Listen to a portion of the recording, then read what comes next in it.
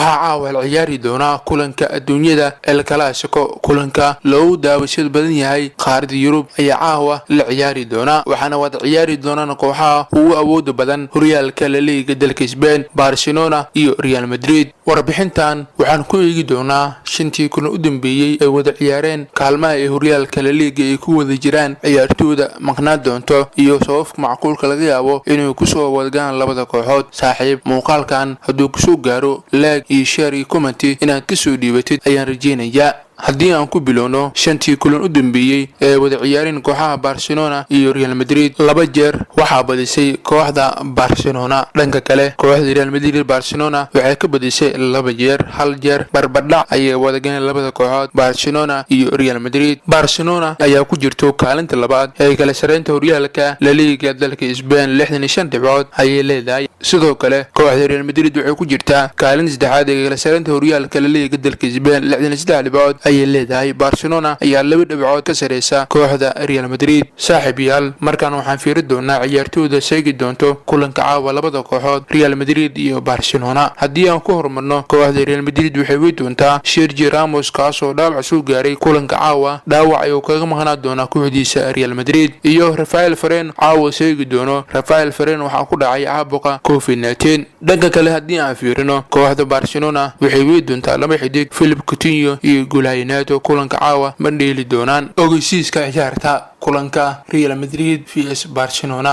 tartanka horyaalka La Liga dalka Spain saacada ciyaarta la daawan doono 4 saac oo habeenimo xilliga geeska Afrika ayay wada ciyaari doonaan labada kooxood.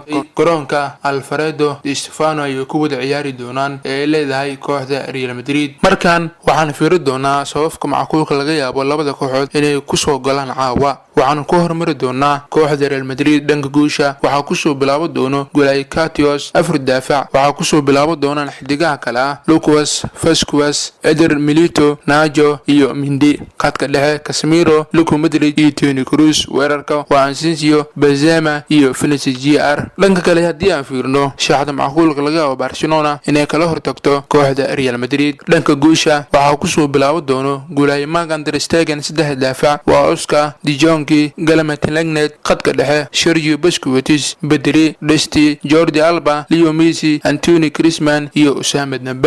soo saadaali kulanka xiisaha badan caawa El Clasico ee wada ciyaari doonaan kooxaha Barcelona iyo Real Madrid. fikirkaada waad ka soo dhiibi kartaa. kooxda ayaa is leedahay caawa way badi kartaa 3 dhibcood way qaadan kartaa.